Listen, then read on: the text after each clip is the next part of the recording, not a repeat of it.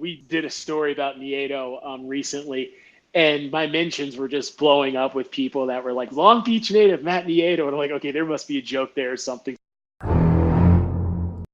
Thanks for checking out another cast from Tealtown, USA.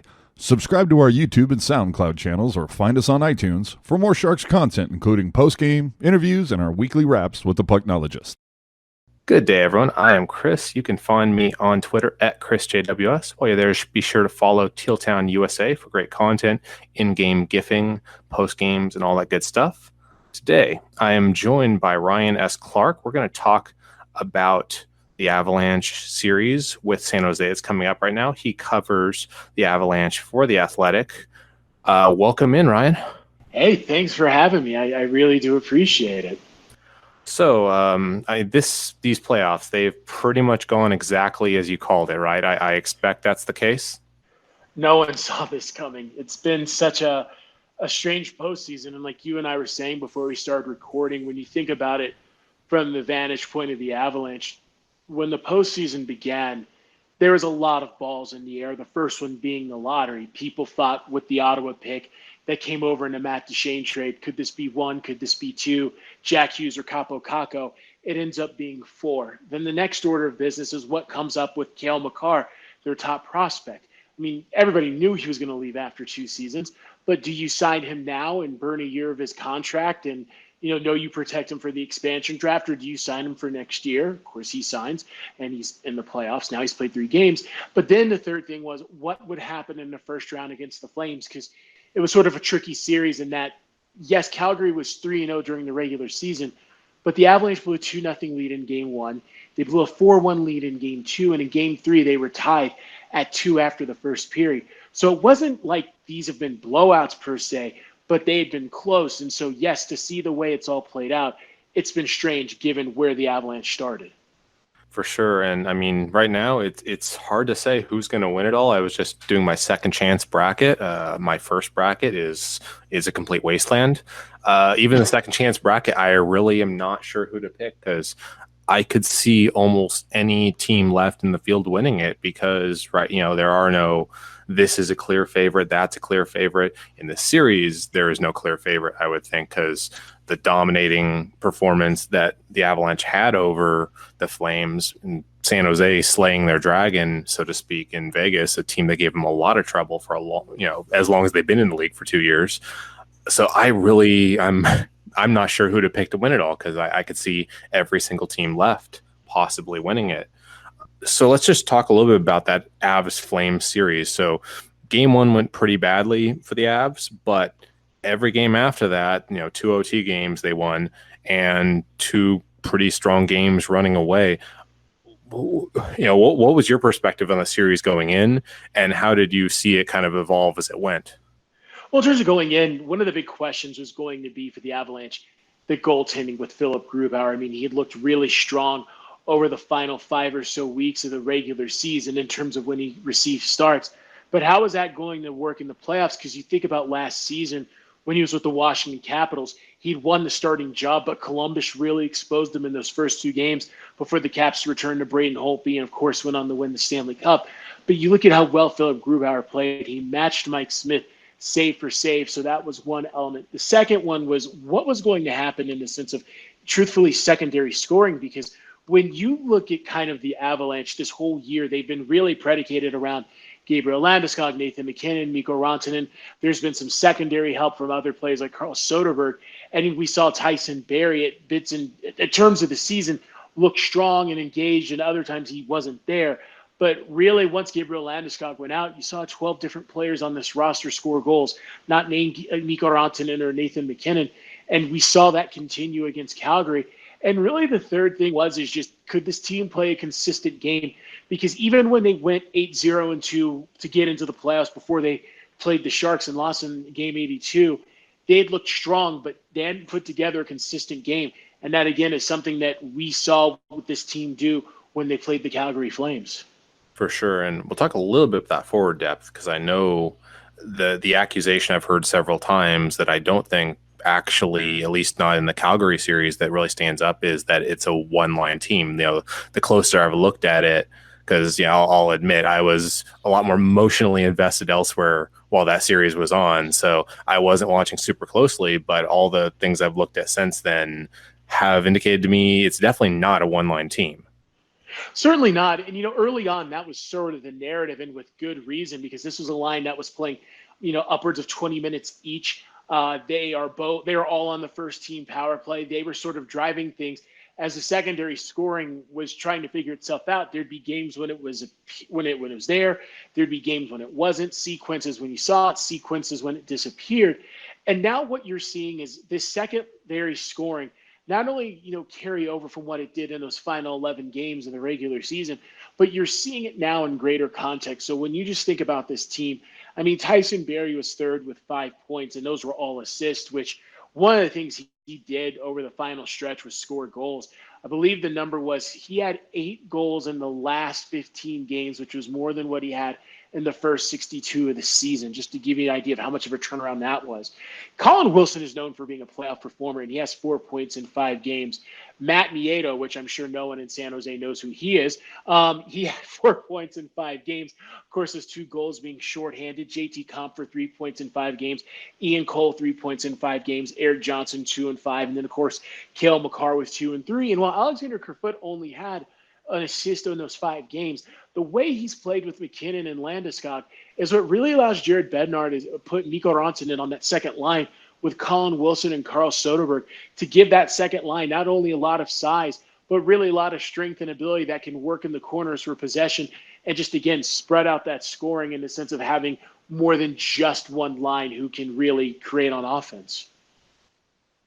So you did mention Matt Nieto there. So do you happen to know where he's from? I'm going to go on a limb and say Long Beach, and I'm going to suggest they call him Long Beach native Matt Nieto, which I'm curious because I've seen that on social. I take it that's something that would be said during broadcast, or where does that come from? I believe that originates from Randy Hahn, the Sharks broadcaster, who said it quite frequently for the years he was here, and it more or less just became a meme that had a life of its own, where anytime he got mentioned, it would immediately be, oh, Long Beach native, indeed. Long Beach native. No, fair enough, just because we did a story about Nieto recently, and my mentions were just blowing up with people that were like, Long Beach native, Matt Nieto. And I'm like, okay, there must be a joke there or something. So good to know. Yeah, I can only imagine. I feel a little bit bad for you. You could probably just mute the word Long Beach for a little while there. Staying with the forwards, so one of the things that popped out to me from that series also was Johnny Gaudreau, 99 points in the regular season, 1 point in 5 games. How did that happen?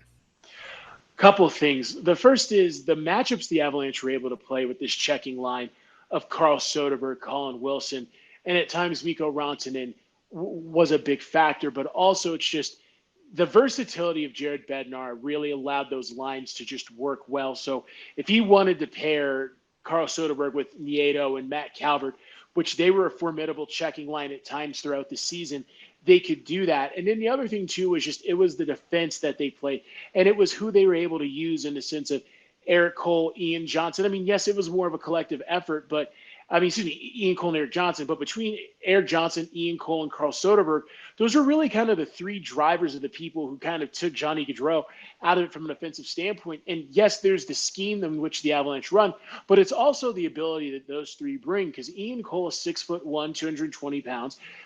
Eric Johnson, 6'4", 220 pounds. Carl Soderberg is 6'3", 210.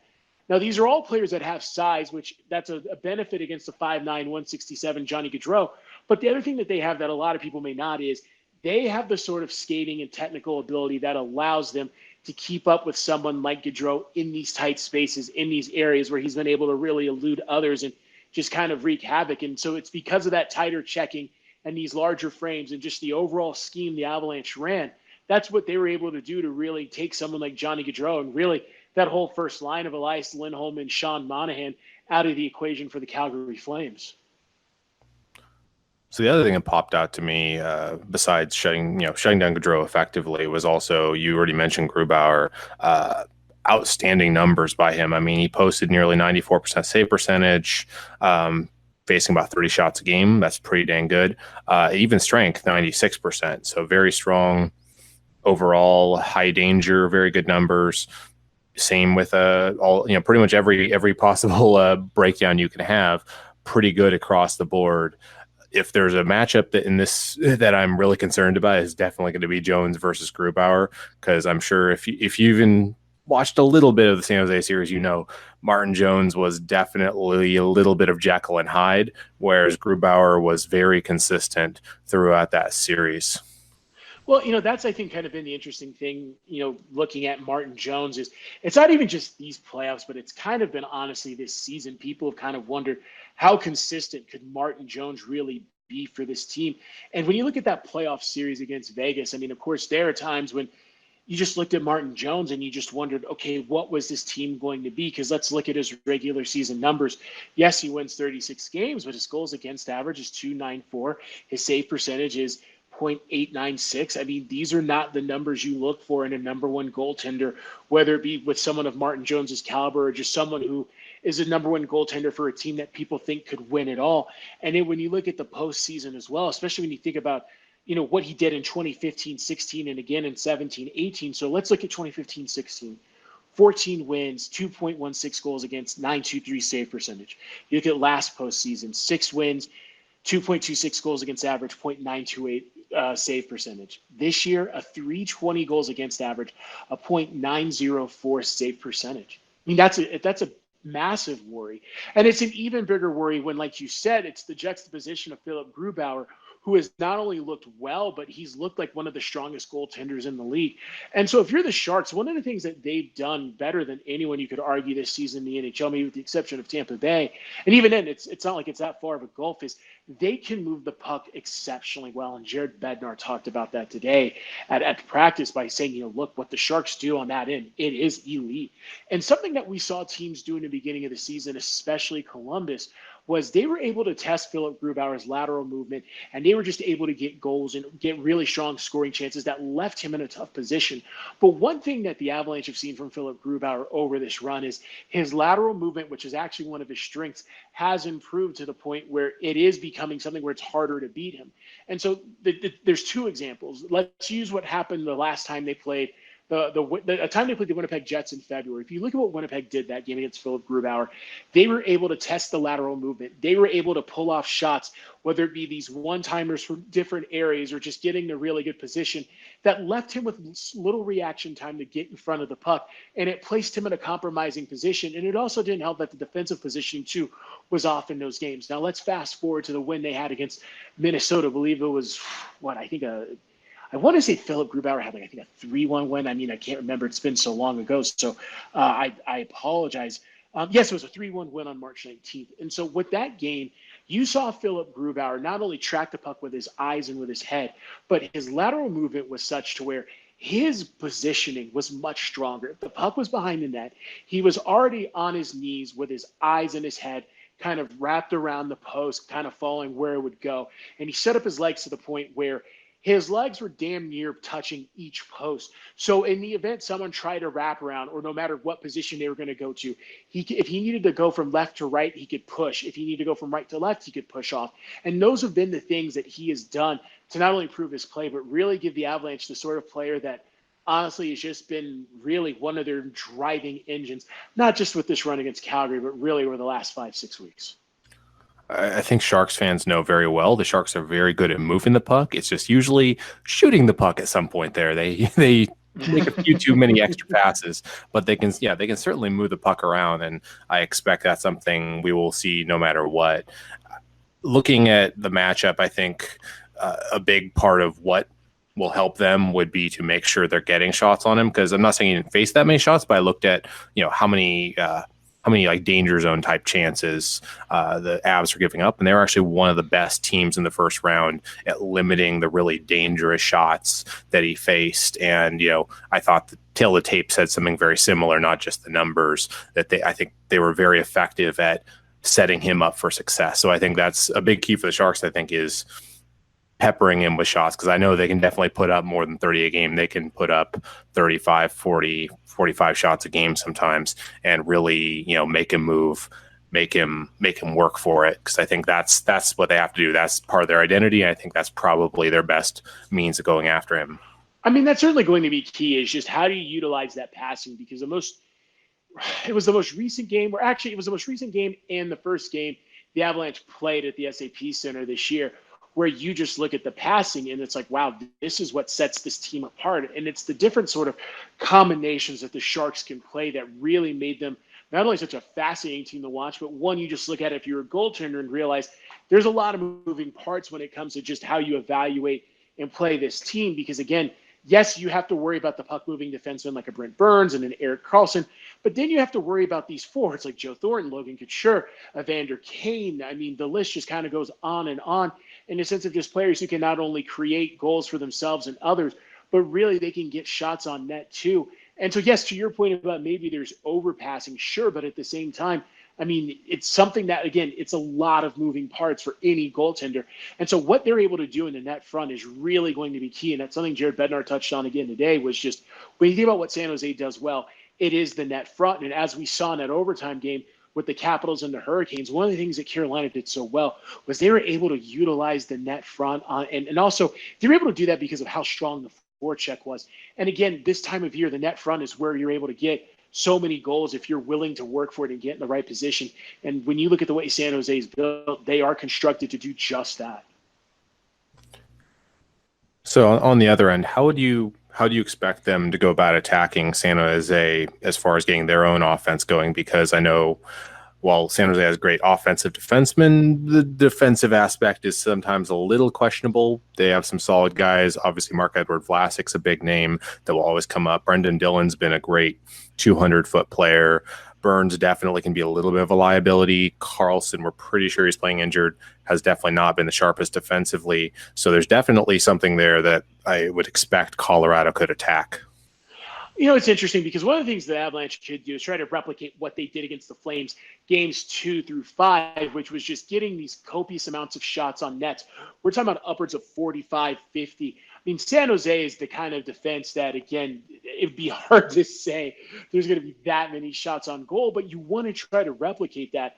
But not only just try to replicate that, but you also want to move the puck around as well and really try to not only just facilitate offense, but one of the things the Avalanche want to use, and I know it's certainly been talked about, is for as gifted as San Jose is, A, how do you take advantage of a team with short rest? And B, when you have some of those older skaters on ice, which again, people make it sound like it's this wide gulf in age. It's not that wide, at least, one would not think, but it's just how do you move them around? And that's what goes back to someone like Joe Thornton, which, again, we look at him and you wonder how at his age, he's managed to, really stay strong in today's NHL where it's built around youth and speed. And like Jared Bednar said, it's about his brain and how he thinks the game and moves the puck. And with the Avalanche, those are things you need to do. I mean, you need to be intelligent with your puck play. You need to be able to use this skating prowess, which you've been constructed on, to really just try to outskate and really just overpower teams in that regard. But also it's just trying to get shots where you can, because kind of like what you're saying about the Sharks, yes, that's a team that can overpass, but you look at the Avalanche on the power play, there have been moments when fans have booed at Pepsi Center because they've grown impatient for a shot. So really, it's going to be some of those things the Avalanche need to work on as well. That sounds vaguely familiar. I've been... But you can also... a lot of teams are like that, because this funny anecdote real quick. So when the Avalanche played the Carolina Hurricanes, I mean, the Hurricanes, I think, had like 44 shots on goal, something insane like that. And this was early in the season. And the Hurricanes were moving the puck around on the power play, and they must have gone what felt like 45 seconds without getting a shot on net, Chris. And the way the press box sit at PNC Arena, like you can hear fans, some of them are pretty close to you, maybe not next to you, but just close enough. And you heard this one guy scream at Justin Falk, "Justin, shoot the damn puck." And it's like, all right, I guess we're that lit here in Carolina. So I think that's every fan base to a certain degree. Oh yeah, no, I know. There's also the shoot it guy who literally there is no shot there, but they say shoot it all the time. So I just looking at the matchups this season, honestly, there was not really much I could take away from reviewing the score sheets, reviewing some of the highlights. I didn't really see anything that stood out to me. The only thing that really stood out to me from the matchups between the Sharks and the Avalanche this season is that the Avs can strike fast, and the Sharks have to not get, they could get a 3-goal lead or more. They can't sit on it, because I believe it was in January they went up 5-1. Avs made it interesting late. That's really the only takeaway I could find, because not a lot really stood out to me about those games. You're absolutely right. I mean, even when you think about that most recent game, I mean, yes, the Avalanche's fate as well as the Sharks was already kind of decided in terms of knowing where they were going to be, and not saying that that's an excuse, but at the same time, it's going to be so much different than what we're going to see at least over the next 4 games. But, really, when you think about just where these teams were at those points in the season, I mean, let's look back at that 5-4 game in terms of where they each were.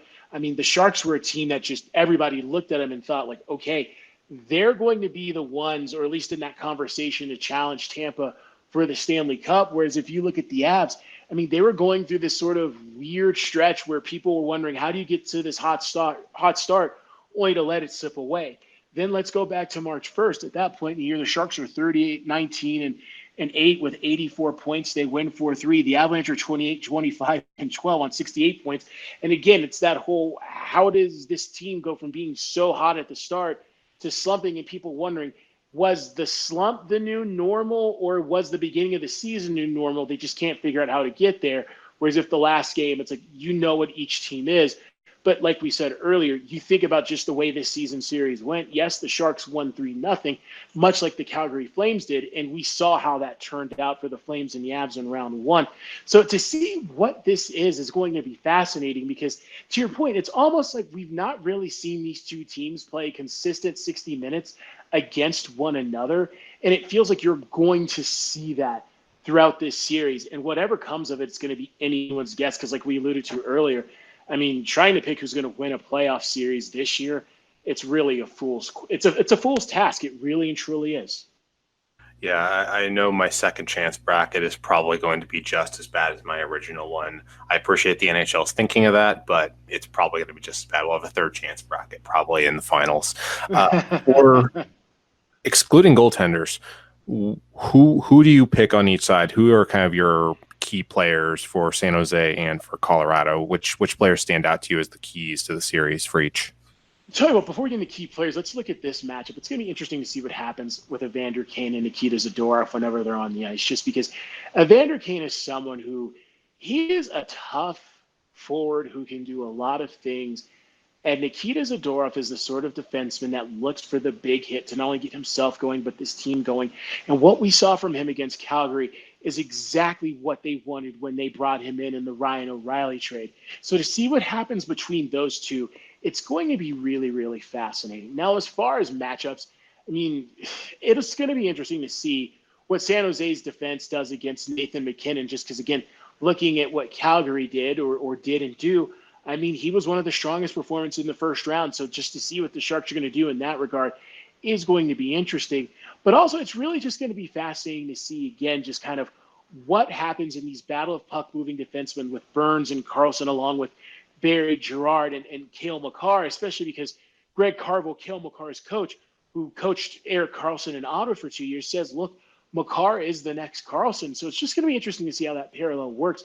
But in terms of another matchup to really look at, it's going to be Jones and Grubauer, because, again, you're looking at one goaltender that people are kind of wondering, okay, will he figure it out this round, versus another goaltender, which a few months ago, the running joke in Denver has been, okay, go to February. Will Philip Grubauer see the light of day? Now it's, will Philip Grubauer be the starting quarterback for the Denver Broncos? So what happens with Jones and Grubauer is really going to be something to look for.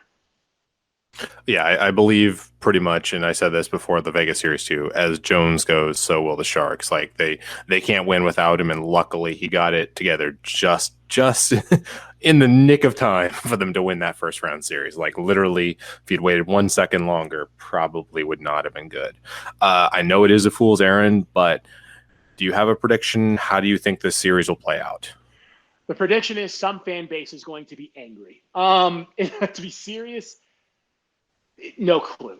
Absolutely no clue. And a lot of that just goes back to what we said earlier about when you watch these three teams play, you haven't really seen a consistent 60 minutes from each of them in that regard. So to see what San Jose does in a second round series against the Colorado team that has appeared to find its identity, that's what's going to be fascinating. And because of that, I mean, who knows? Let's just say this.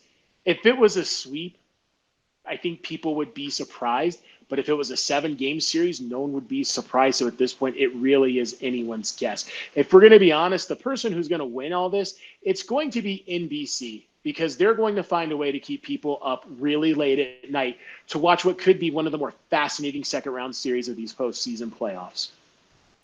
Absolutely. And my prediction, well, I'm still trying to figure out my prediction, but I'm feeling Sharks in 7, but I also said that before Vegas, and that was more like that was my heart speaking. But you know what? I think it will be a good series, because the Avs definitely have some of the things that can give San Jose fits.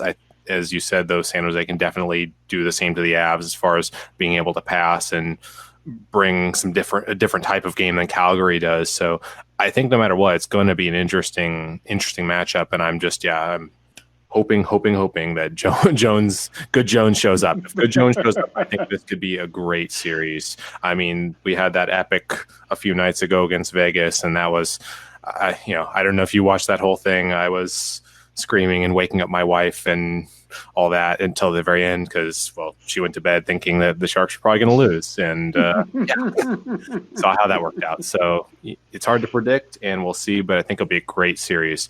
So with that, I'll start wrapping up here. If you just want to plug anything you're doing, any work you're doing, and just drop your Twitter handle or wherever people can find you.